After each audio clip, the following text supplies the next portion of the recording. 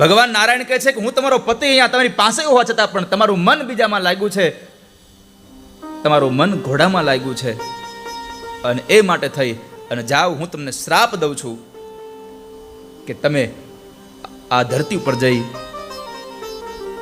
ઘોડીના મુખવાળું થઈ, ઘોડીના રૂપવાળા થઈને તમે જન્મ લેશો. એક વખતના સમયે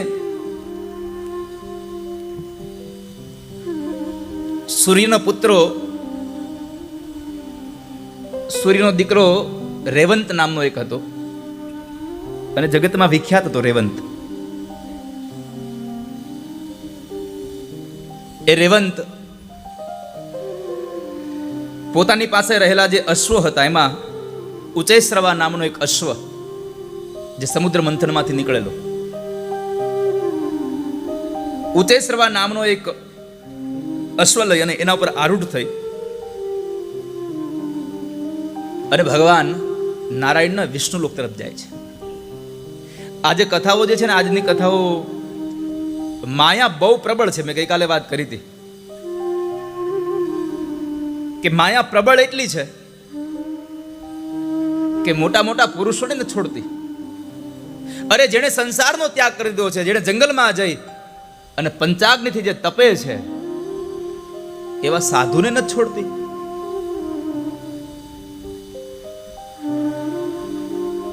જેને ચારેય બાજુ અગ્નિ તપાયો હોય, ઉપરથી આમ ભગવાન સૂર્યનારાયણનો તેજ વસ્તુ હોય, અને છતાં પણ અરે જેમણે આ સંસારનો ત્યાગ કરી, બધું જ છોડી જંગલમાં જઈ અને માત્ર ફળ અને તૃણપત્રો ખાધા છે, જેણે વેલા અને પાંદડાઓનો આહાર કર્યો છે,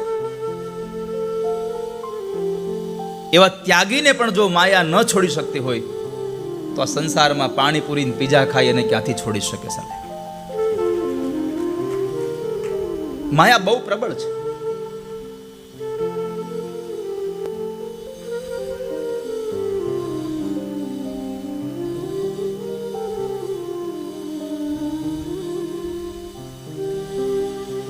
અતિ પ્રબળ છે માયા.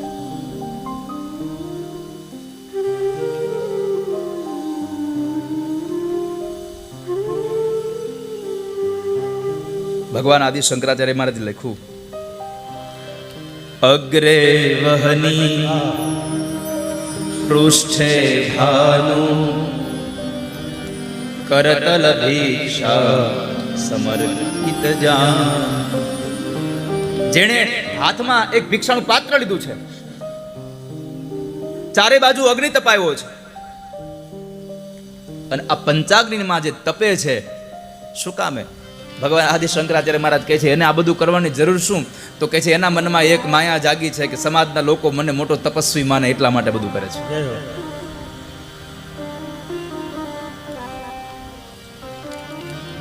ચરપટ મંજરિકા સ્તોત્રમાં ભગવાન આદિ શંકરાચાર્ય લખ્યું છે આ વાત,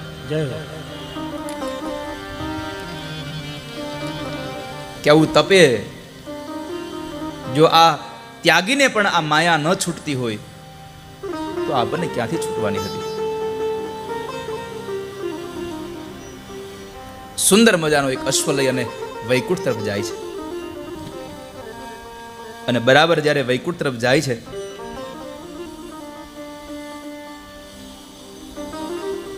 એ સમયે ભગવાન વિષ્ણુએ મનોહર રૂપવાળા એવા લક્ષ્મીજી દેવ સાથે બેઠા છે, અને લક્ષ્મીજી આમ ઘોડાને જોઈ ગયા.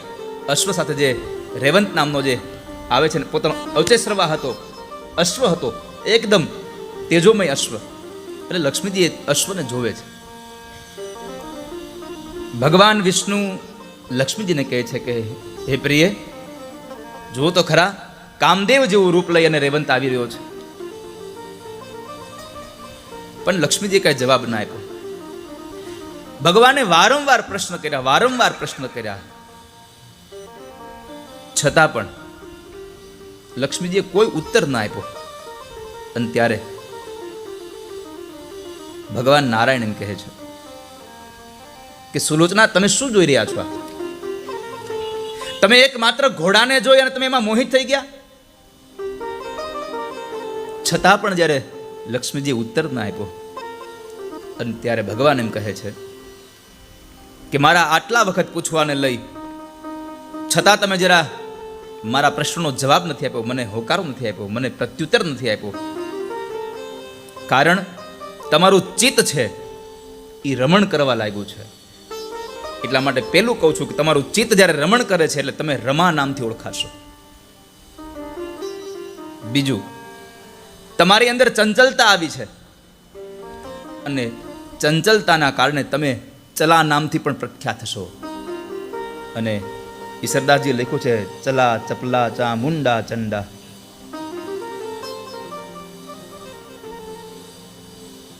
ચંચળતા છે એટલે તમે ચલા તરીકે આ જગતમાં પ્રખ્યાત થશો, એમાં કોઈ પણ પ્રકારનો સંદેહ નથી. ભગવાન નારાયણ કહે છે કે હું તમારો પતિ અહીંયા તમારી પાસે હોવા છતાં પણ તમારું મન બીજામાં લાગ્યું છે, તમારું મન ઘોડામાં લાગ્યું છે, અને એ માટે થઈ અને જાઓ હું તમને શ્રાપ દઉં છું કે તમે આ ધરતી ઉપર જઈ ઘોડીના મુખવાળું થઈ, ઘોડીના રૂપવાળા થઈને તમે જન્મ લેશો. લક્ષ્મીજીને શ્રાપ મળ્યો. લક્ષ્મીજી થરથર કાપે છે કે મને આ શ્રાપ મળી ગયો, હવે શું કરું? જેના મોઢા પર અતિ મુસ્કાન હતી એનો જ મોઢું આજે એકદમ ભયભીત લાગવા લાગ્યું. પોતે પ્રણામ કર્યા, નમસ્કાર કર્યા અને પોતાના પતિને કહે છે કે હે કેશવ, હે ગોવિંદ, એક નાનો એવો અપરાધ અને મને આટલી મોટી સજા. એક નાનો અપરાધ અને છતાં આટલી મોટી મને સજા આપી દીધી. ભગવાન, મેં આટલો ક્રોધ તમારો મેં પહેલે ક્યારેય જોયો જ નથી. મેં ક્યારેય તમારો આટલો ક્રોધ જોયો જ નથી.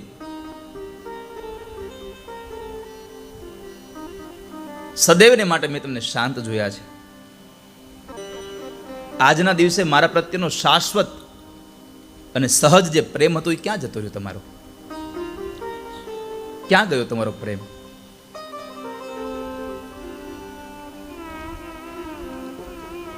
તમે જે વજ્રપાત કર્યો એ તમારે તમારા શત્રુઓ ઉપર કરવો જોઈએ, તમારા સ્નેહી ઉપર ન કરવો જોઈએ. આજ તમે મારા ઉપર આ વજ્રપાત કર્યો છે.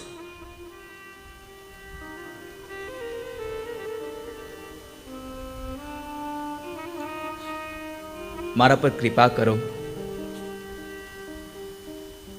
મને એ જવાબ આપો કે હું આ દારૂણ એવા શાપમાંથી ક્યારે મુક્ત થઈશ.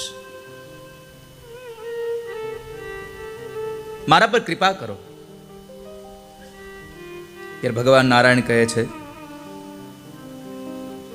કે પૃથ્વી લોકમાં જ્યારે તને મારા સમાન એક દીકરાનો જન્મ થશે તારાથી, ત્યારે તમે આ શ્રાપમાંથી મુક્ત થઈ જશો.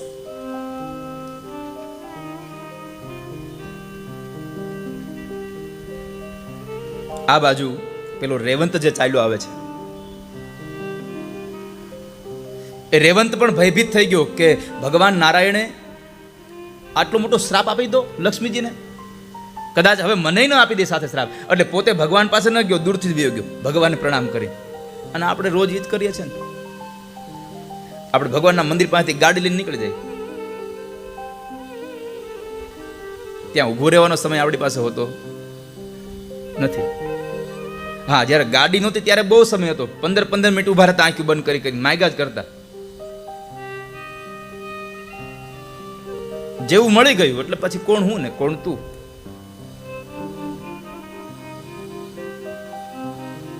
એટલે પેલો રેવંત હતો એ પણ દૂરથી જતો રહ્યો, કે એને ડર લાગ્યો કે નહીં કદાચ મને પણ શાપ આપી દે. તો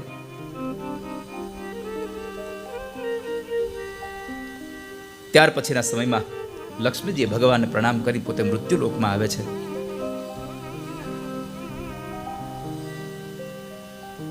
સૂર્યની પુત્રી જે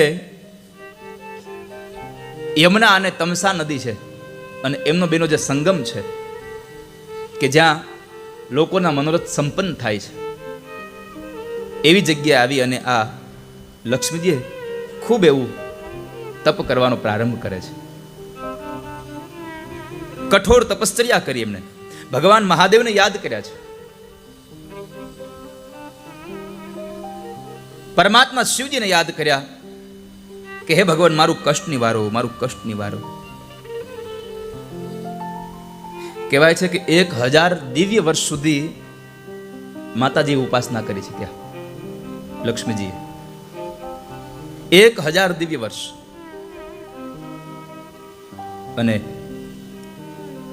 એ લક્ષ્મીજીની પ્રાર્થનાને લઈ અને ભગવાન શંકર નંદી ઉપર આરૂઢ થઈ માં ભવાની પાર્વતીને સાથે લઈ અને પોતે લક્ષ્મીજી પાસે આવે છે. કારણ કે ભગવાનની પ્રાર્થના થાય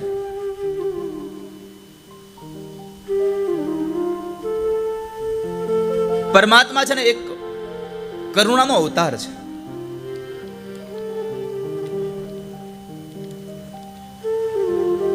પણ એને શુદ્ધ ભાવથી તમે ભજો તો, અને એમાં ભગવાનને તો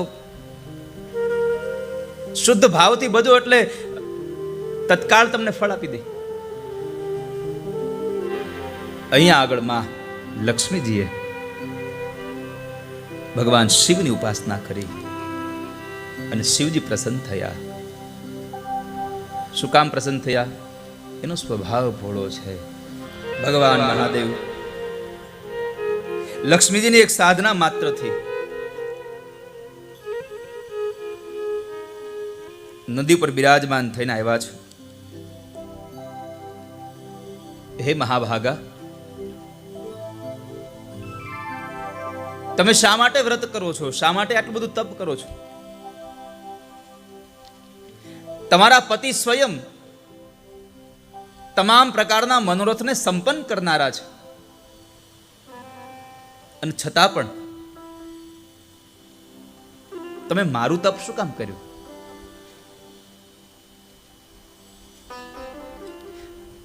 જગતપતિ ભગવાન વાસુદેવને છોડી તમે મારી આરાધના શું કામ કરી? જોકે શાસ્ત્રમાં તો બતાવ્યું છે કે સ્ત્રીઓ માટે પતિ જેનો દેવતા.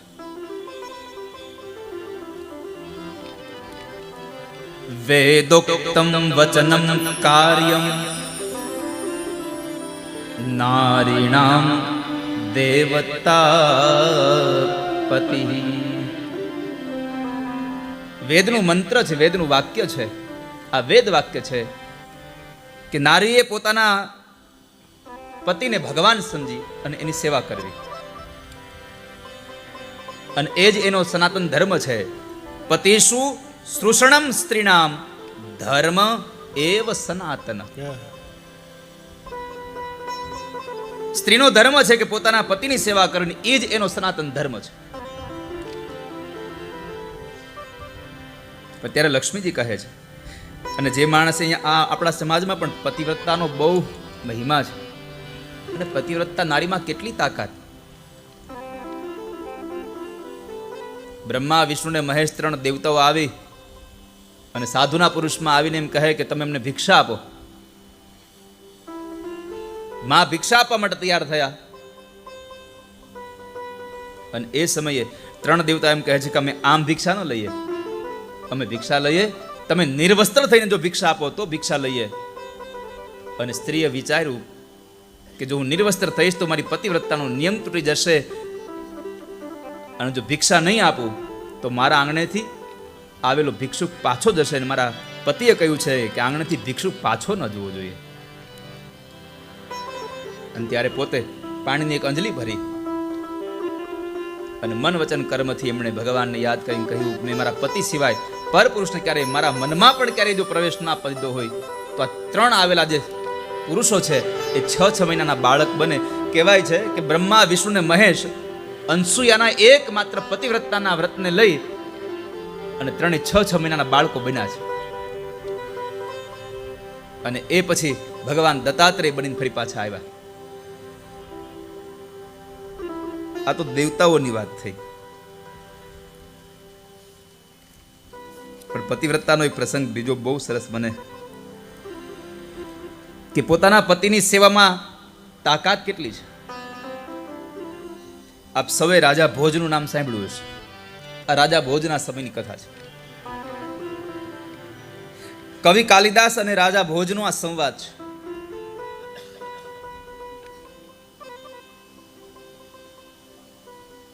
એક વખતના સમય રાજા ભોજને ઈચ્છા થઈ કે લાવ જરાક નગરમાં વિચરણ કરું ગુપ્ત વેશમાં અને જરા જોઉં કે મારા રાજ્યમાં પ્રજાની શું હાલત છે, શું ચાલી રહ્યું છે. અને પેલાના રાજા એવું કરતા, ગુપ્ત વેશમાં જઈને પોતે બધું નિરીક્ષણ કરતા, એટલે જોતા. તો રાજા ભોજને એમ થયું કે લાવ જઈ આવું. એટલે રાત્રિના સમયે પહેરવેશ બદલી અને ગુપ્તવાસના અંદર પોતે જાય છે નગરમાં. પણ બરાબર એક જગ્યાએ એને એક વિલક્ષણ દ્રશ્ય જોયું. એણે એક દ્રશ્યને જરા જોયું એટલે ચકિત થઈ ગયા. આ હું શું જોઉં છું? એક પતિ પોતાની પત્નીના ખોળામાં માથું રાખીને સૂતો છે.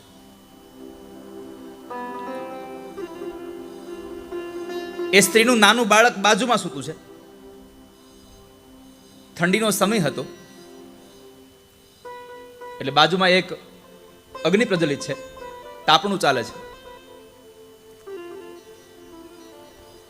અને સ્ત્રી પોતે પોતાના પતિના માથાની સેવા કરી રહી છે અને પતિ ઊંઘી રહ્યો છે. બાળક એકાદ વર્ષનું હશે, કદાચ ગોઠણિયા ભર ચાલતું હશે.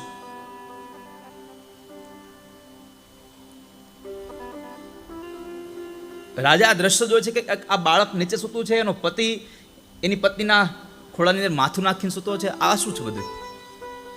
પણ બન્યું એવું, દ્રશ્ય એ હતું કે પતિ જ્યારે ખોળામાં માથું નાખીને સૂતો છે ત્યારે બાળક જાગી જાય છે અને એ બાળક પડખું ફરતા ફરતા પેલો જે અગ્નિ છે એ અગ્નિમાં પડે છે. બાળક અગ્નિમાં પડે છે. રાજા જુએ છે આ બધું. રાજાના મનમાં વિચાર આવ્યો કે આ માં કેવી?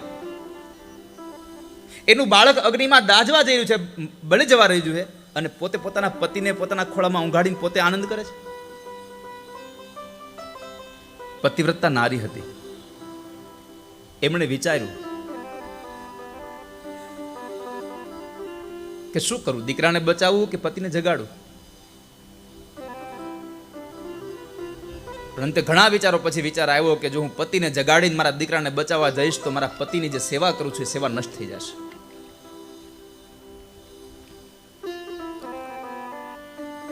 મારી સેવા નષ્ટ થઈ જશે, મારો ધર્મ નષ્ટ થઈ જશે. અને જો નહીં જાવ તો મારો પુત્ર બળીને હમણાં ભસ્મ થઈ જશે. શું કરું? પત્ની છે વિચારમાં પડે છે. અંતે વિચાર કર્યો કે પતિ ન હોય તો પુત્ર ક્યાંથી મળે? જો પતિ જ ન હોત તો મને પુત્ર ક્યાંથી મળવાનો હતો? એટલે પોતાના પતિની સેવાને પ્રાધાન્ય આપી દીકરાને અગ્નિમાં પડી જવા દીધો. પણ કહેવાય છે કે પોતાના પતિની જે સેવા હતી એ એમણે નષ્ટ ન થવા દીધી. અને એમના પરિણામે બન્યું એવું, રાજા દ્રશ્ય જોવે છે બધું આ, એના પરિણામે બન્યું એવું કે બાળક જે અગ્નિમાં પડ્યું છે પણ એ બાળક બળતું નથી. બાળક બળ્યું નહીં અને અગ્નિમાંથી રમતો રમતો વળી પાછો બહાર આવ્યો છે. રાજાએ ત્યાંથી જ મસ્તક નમાવી પ્રણામ કર્યા પતિવ્રતી નારીને અને ફરી પાછા પોતે પોતાના રાજ્યમાં આવે. બીજા દિવસનો સૂર્ય ઉદય થયો, સભા ભરાણી અને રાજાએ ઘણા બધા લોકો બેઠા હતા, વિચારકો બેઠા હતા, તજજ્ઞો બેઠા હતા. એના મધ્યમાં આવીને પ્રશ્ન કર્યો કે એવું તે કયું કારણ છે કે જેના લીધે અગ્નિ શીતળ થઈ જાય? એવું તો કયું કારણ કે જેના લીધે અગ્નિ શીતળ થઈ જાય? કોઈ જવાબ ના આપી શકું. ત્યારે કવિ કાલિદાસ બોલ્યા છે, સુતમ પતંતમ પ્રસમીક્ષ પાવકે નબોધયામાસ પતિમ પતિવ્રતા પતિવ્રતા શાપ ભયેન પીડિતો હુતાશનશ્ચંદન પંક શીતલ. કાલિદાસે કાવ્યમાં લખેલું એમ કહ્યું કે પતિવ્રતા પુત્રની પરવાહ કર્યા વગર પતિની સેવામાં લાગેલી રહી એ માટે અગ્નિદેવ પોતાનો સ્વભાવ બદલી અને પોતે શીતળ બની ગયા. અને એ સમયે રાજા ભોજે કવિ કાલિદાસના પગ પકડ્યા અને કહ્યું, ધન્ય છે આપણો ધર્મ કે જ્યાં સ્ત્રી પોતાના પતિની સેવા કરે તો અગ્નિ જેવા અગ્નિને પણ પોતાનો સ્વભાવ બદલી નાખવો પડે. આટલી તાકાત પતિવ્રતા નારીના ધર્મમાં છે. તો અહીંયા ભગવાન શંકર પોતે એમ કહે છે કે હે લક્ષ્મીજી, સ્વયં તમારા પતિ આ જગતને મોક્ષ અને સંપદા આપવાવાળા તમે મારું કેમ સ્મરણ કર્યું? તો કહે છે, મને મારા પતિએ શ્રાપ આપ્યો છે, આપ મારો ઉદ્ધાર કરો. હું નિરપરાધી હતી, મારો લેશ માત્ર પણ કોઈ દોષ ન હતો, છતાં પણ એમણે મને શ્રાપ આપી દીધો છે કે હું ઘોડી બનીને આવી, અને એમણે મને શ્રાપમાંથી મુક્ત થવા માટેનું કારણ પણ આપ્યું છે કે તારે જ્યારે પુત્ર થશે ત્યારે તને મુક્તિ મળશે. તો હવે હું અહીંયા એમનાથી જુદી રહીને અહીંયા આવી, હું પતિના સાનિધ્ય વગર હું પુત્રને કેમ પ્રાપ્ત કરું? અને ત્યારે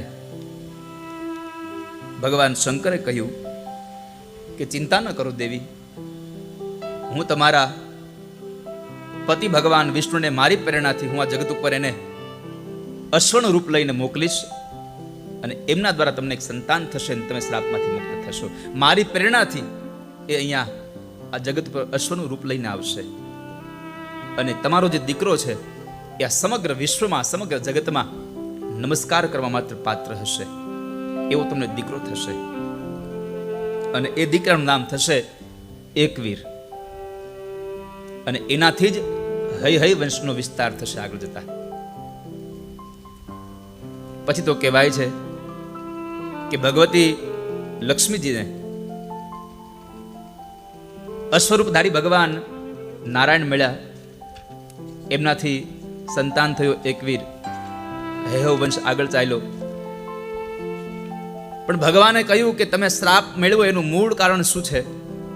તો કહે છે કે એના શ્રાપ મેળવવાનું મૂળ કારણ એ છે કે દેવી, તમારે એ સમય તમારા મનમાં આટલો બધો મોહ કેમ જાગ્યો? તો કહે છે કે તમારે જે જગદંબાને યાદ કરવાના હતા એ જગદંબાને તમે ભૂલી ગયા, જગદંબા તમને વિસરાઈ ગયા, એટલા માટે થઈ અને તમને એ ઘોડાની અંદર આસક્તિ થઈ, ઘોડામાં તમને તમારો મોહ જાગ્યો અને તમારે આ ફળ ભોગવવું પડ્યું.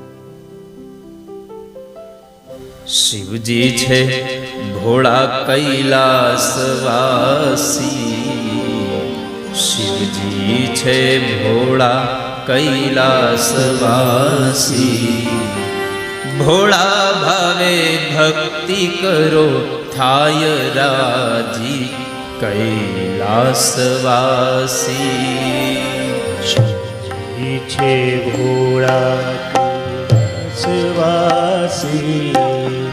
ભોળા ભાવે ભક્તિ કરો થાય રાજી કૈલાસવાસી.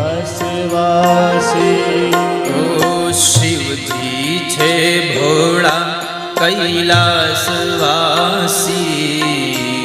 શિવજી છે ભોળા કૈલાસવાસી, ભોળા ભાવે ભક્તિ કરો થાય રાજી કૈલાસવાસી.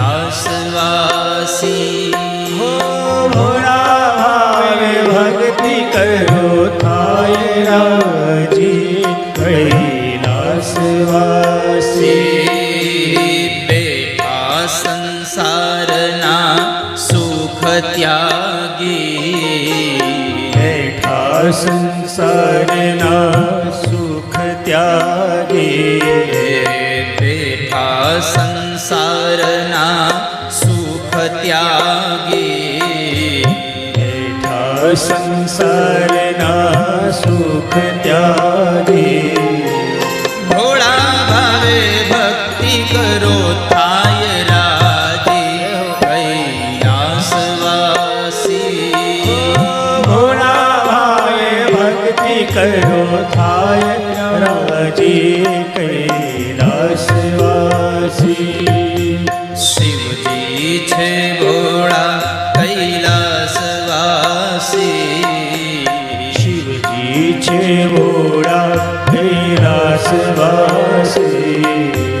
ભોળા ભાવે ભક્તિ કરો થાય રાજી કૈલાસવાસી. ભોળા ભાવે ભક્તિ કરો થાય રાજી કૈલાસવાસી. ભસ્મ ચોળી ભોળાએ અંગ बहे शीर पर हर हर गंगे। हे भस्म चोरी भोड़ाए अंगे, बहे शीर पर हर हर गंगे। बीज चंद्र चमकार गले रूंढे लुंडमाल। बीज चंद्र चमकार गड़े झूले ऊंढमाल। ए तो भूत पिशाच नावासी कैलासवासी। शिवजी छे भोळा कैलासवासी। हे भोळा भावे भक्ति करो थाय राजी कैलासवासी।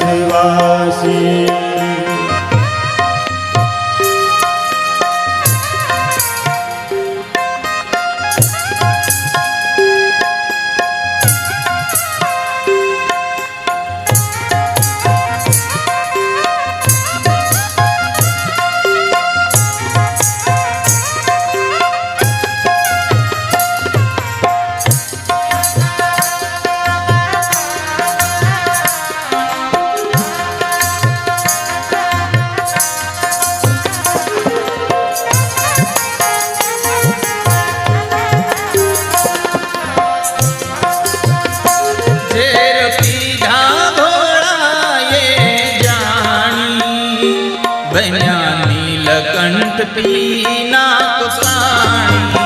हे झेर पीधा छे भोळाए जानी, बया नीलकंठ पीना पानी। झेर पीधा भोळाए जानी, बया नीलकंठ पीना पानी। हे झेर पीधा नीलकंठ पीनाक पाणी। त्रिशूल डमरू छे हाथ गाजे शृंगी केरो नाद। त्रिशूल डमरू छे हाथ गाजे शृंगी केरो नाद। त्रिशूल डमरू छे हाथ गाजे शृंगी केरो नाद। त्रिशूल डमरू छे हाथ गाजे शृंगी केरो नाद। जेनी भक्ति थी दुख जाय भागी कैलासवासी। शिवजी छे भोळा कैलासवासी। भोळा भावे भक्ति करो थाय राजी कैलासवासी।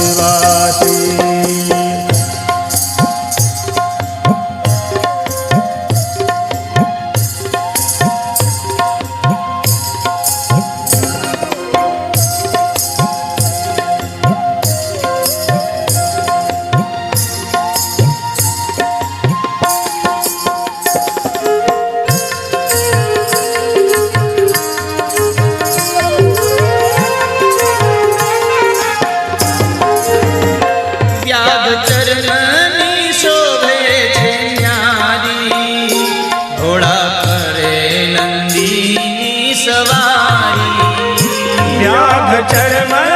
शोभा छे न्यारी, भोळा करे नंदीनी सवारी।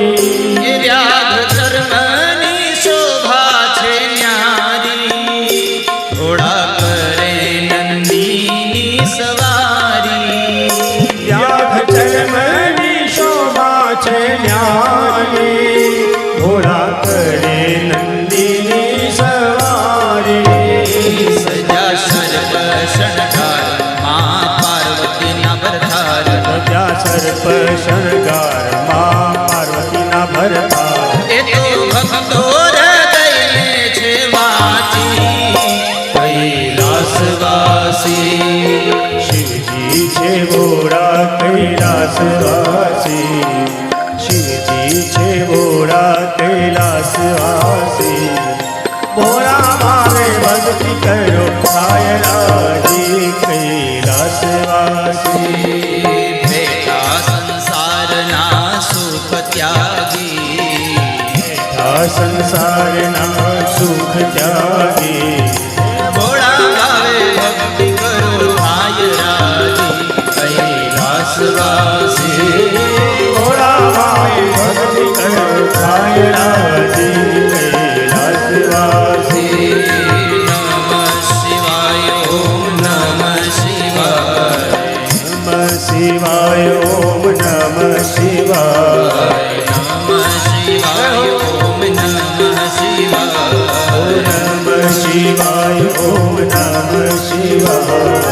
હર હર ભોલે નમઃ શિવાય ઓમ નમઃ શિવાય હર હર ભોલે નમઃ શિવાય ઓમ નમઃ શિવાય. ઓમ નમઃ શિવાય નમઃ શિવાય ઓમ નમઃ શિવાય નમઃ શિવાય ઓમ નમઃ શિવાય નમઃ શિવાય ઓમ નમઃ શિવાય ઓમ નમઃ શિવાય ઓમ નમઃ શિવાય ઓમ